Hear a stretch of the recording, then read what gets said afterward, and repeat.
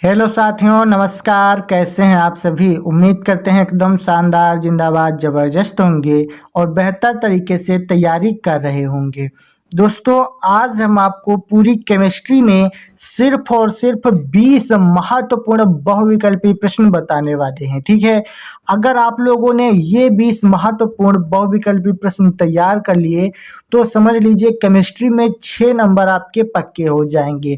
ठीक है, क्योंकि केमिस्ट्री में आपके 6 नंबर में बहुविकल्पी प्रश्न पूछे जाते हैं। तो चलिए आज की इस वीडियो को शुरू करते हैं। आप लोगों से रिक्वेस्ट है, इस वीडियो को अंत तक जरूर देखिएगा, ठीक है, ताकि आपसे कोई भी क्वेश्चन छूटने ना पाए। ठीक है, तो चलिए शुरू करते हैं। लेकिन चैनल पर पहली बार आए हो तो सब्सक्राइब करके नोटिफिकेशन को ऑन कर लीजिएगा और वीडियो को लाइक करके दोस्तों में भी शेयर कर दीजिएगा। ठीक है, तो सबसे पहला हमारा क्वेश्चन दिया गया है, अशुद्ध या शुद्ध जल की मोलरता कितनी होती है? काफी ज्यादा इंपॉर्टेंट क्वेश्चन है और हर बार ये क्वेश्चन मिलता है। तो यहाँ पर अशुद्ध या शुद्ध जल की मोलरता 55.56 मोल होती है। ठीक है, कभी कभी ये सिर्फ 55.5 मोल होता है या फिर 55.56 मोल होता है, इस प्रकार से क्वेश्चन आता है। तो आपको ये याद रखना है कि 55.5 या 55.56 जो भी आएगा वो अशुद्ध या शुद्ध जल की मोलरता होती है। क्लियर? पहला क्वेश्चन हो गया। उसके बाद में आगे बढ़ते हैं। अगला क्वेश्चन नंबर 2 दिया गया है, सर्वाधिक क्वथनांक प्रदर्शित करने वाला जलीय विलयन है। ठीक है, कौन सा जलीय विलयन है जो सर्वाधिक क्वथनांक प्रदर्शित करता है? सर्वाधिक का मतलब हो जाएगा सबसे अधिक। तो यहाँ पर ग्लूकोज, यूरिया, पोटेशियम नाइट्रेट और सोडियम सल्फेट 4 ऑप्शन है। इसमें से सोडियम सल्फेट का जो होता है क्वथनांक वो सर्वाधिक होता है, मतलब सबसे अधिक होता है। तो आपका ऑप्शन नंबर 4 सोडियम सल्फेट का क्वथनांक सर्वाधिक हो जाएगा। ठीक है, इसी प्रकार से अगला क्वेश्चन दिया गया है, काफी इंपॉर्टेंट है क्वेश्चन, इसको ध्यान से समझिएगा। यहाँ पर 2 टाइप के क्वेश्चन बनते हैं। जैसे क्वेश्चन दिया गया है, निम्नलिखित में से कौन सा अणुसंख्य गुणधर्म है? अणुसंख्य गुणधर्म है मतलब कौन है? तो परासरण दाब जो है ये अणुसंख्य गुणधर्म है। अणुसंख्य का मतलब अणुओं की संख्या पर निर्भर करने वाला।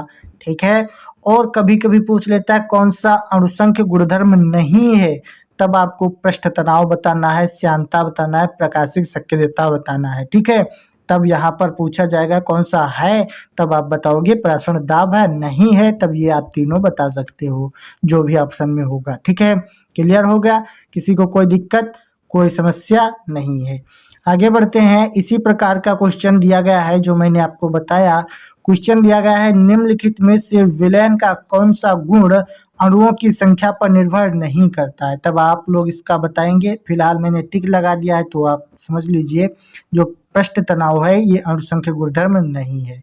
ठीक है, बाकी परासरण दाब हो गया, हिमांक में अवनमन, वाष्प दाब में अवनमन, ये तीनों होते हैं। क्लियर? किसी को कोई दिक्कत, कोई समस्या नहीं है। ठीक है, आगे बढ़ते हैं। हमारा अगला क्वेश्चन दिया गया है, काफी ज्यादा इंपॉर्टेंट है। क्वेश्चन कह रहा है कि किसी भी इलेक्ट्रोड का इलेक्ट्रोड विभव निर्भर करता है, मतलब इलेक्ट्रोड का इलेक्ट्रोड विभव किस चीज पर निर्भर करता है? तो यहाँ पर आपको 4 ऑप्शन दिए जाते हैं, जैसे धातु की प्रकृति पर, विलयन की मोलरता पर और विलयन के ताप पर। तो आपको ऑप्शन नंबर 4 मिलता है इन सभी पर। तो आपको यहाँ पर इन सभी पर टिक करना होता है। किस पर? इन सभी पर।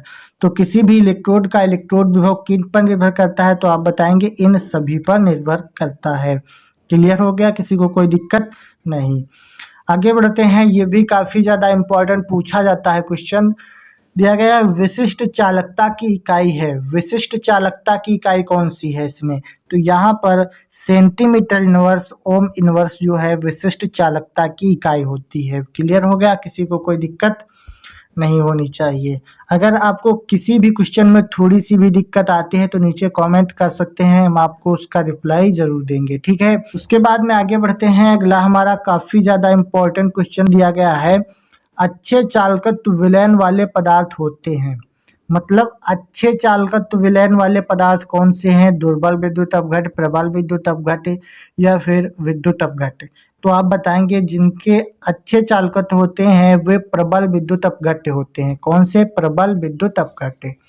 ठीक है, इसी प्रकार से अगला क्वेश्चन दिया गया है, वह धातु जो हाइड्रोक्लोरिक अम्ल से H2 विस्थापित नहीं कर सकती।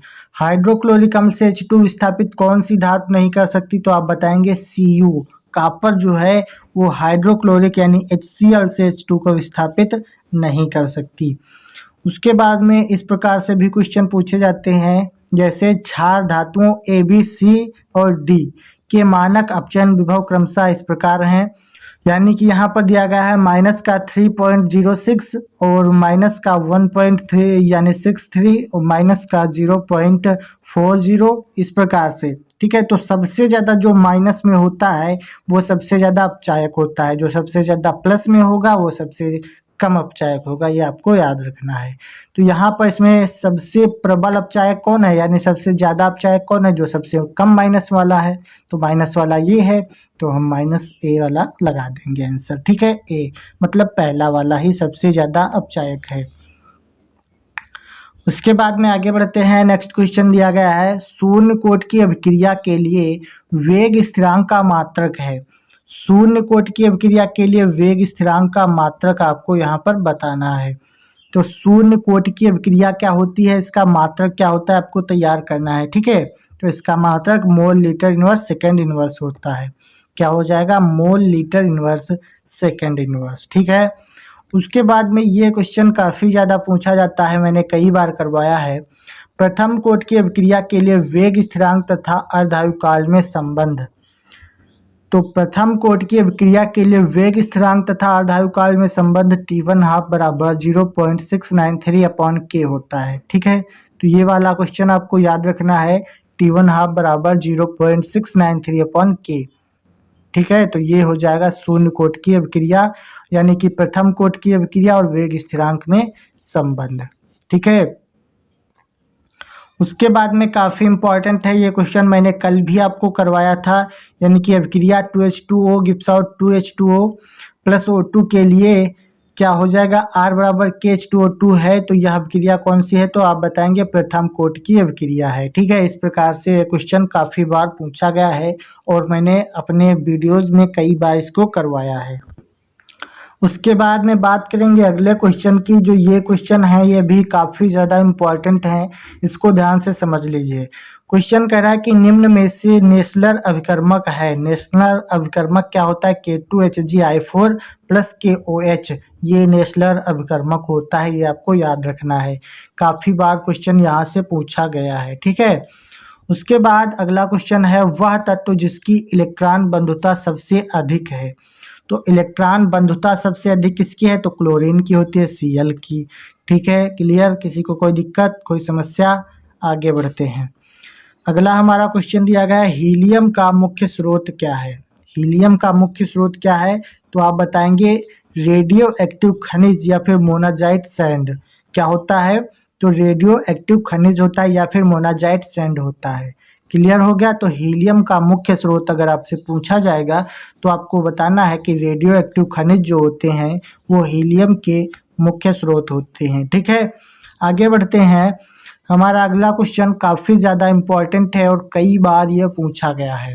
जैसे क्वेश्चन दिया गया है, सबसे अधिक क्रियाशील निष्क्रिय गैस कौन सी है। कभी कभी पूछता है सबसे अधिक क्रियाशील गैस, लेकिन यहाँ पर क्वेश्चन में पूछता है कि सबसे अधिक क्रियाशील निष्क्रिय गैस कौन सी है, तब आप जिनान बताएंगे Xe।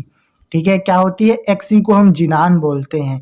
तो सबसे अधिक क्रियाशील निष्क्रिय गैस कौन सी है, तो Xe होती है। क्लियर हो गया। उसके बाद में अगला क्वेश्चन बहुत ज़्यादा पूछा जाता है। क्वेश्चन दिया गया है, निम्न में से लैंथेनाइड तत्व है। लैंथेनाइड तत्व और एक्टेनाइड तत्व, इनसे क्वेश्चन आते हैं, बहुविकल्पी में जरूर आएगा। तो ये क्वेश्चन काफ़ी इंपॉर्टेंट है। लैंथेनाइड तत्व कौन सा है, तो Ce जो होता है ये लैंथेनाइड तत्व होता है। यहाँ से 2 लैंथेनाइड तत्व पूछे जाते हैं, 2 एक्टेनाइड तत्व पूछे जाते हैं, तो इनको आपको याद करना है। उसके बाद में आगे बढ़ते हैं। अगला हमारा क्वेश्चन काफ़ी इंपॉर्टेंट है, ल्यूकास अभिकर्मक किसकी पहचान में प्रयुक्त होता है। ल्यूकास अभिकर्मक किसकी पहचान के लिए प्रयुक्त होता है, तो आपको बताना है एल्कोहल के यानी पहचान के लिए प्रयुक्त होता है। किसके लिए? तो एल्कोहल की पहचान के लिए कौन प्रयुक्त होता है? ल्यूकास अभिकर्मक। ठीक है। उसके बाद में लास्ट सेकंड क्वेश्चन यानी कि 19 नंबर क्वेश्चन दिया गया है, I2 एवं क्षार के साथ गर्म करने पर कौन सा आइडोफार्म नहीं बनता है? यानी कि I2 एवं क्षार के साथ गर्म करने पर कौन सा आइडोफार्म नहीं बनता है? एसीटोन, एथेनॉल, मेथेनॉल और एसिटाल्डिहाइड। तो यहाँ पर मेथेनॉल जो हो जाएगा वो सही आंसर हो जाएगा, यानी आइडोफार्म नहीं बनता है। ठीक है। उसके बाद में लास्ट क्वेश्चन बहुत ज़्यादा इम्पोर्टेंट है, कौन सा यौगिक फेहलिंग विलयन को अपचयित नहीं करता है? फेहलिंग विलयन क्या होता है मैंने आपको कल की वीडियो में बता दिया है। अगर आपने वो वीडियो नहीं देखी है तो चैनल पर जाइए, विजिट कीजिए, कल की 1 शॉट वीडियो केमिस्ट्री की मिलेगी, उसको देख लीजिए, वहाँ पे मैंने विस्तार से करवाया है। ठीक है। तो कौन सा फेहलिंग विलयन को अपचयित नहीं करता है? तो आप बताएंगे CH3COOH। अब CH3COOH को हम क्या बोलते हैं ये आपको कमेंट में बताना है, इसको क्या कहते हैं CH3COOH को। ठीक है। और आपको कमेंट में ये भी बताना है कि आप 20 में से कितने क्वेश्चन कर पाए हो। ठीक है। तो उम्मीद करते हैं ये सारे क्वेश्चन आपने अच्छे से कवर कर लिए हैं और ये क्वेश्चन आप तैयार कर लीजिए, गारंटी है इसमें से 4 से 5 क्वेश्चन आपको जरूर मिलने वाले हैं। ठीक है। चलिए मिलते हैं अगली वीडियो में, तब तक के लिए जय हिंद, वंदे मातरम।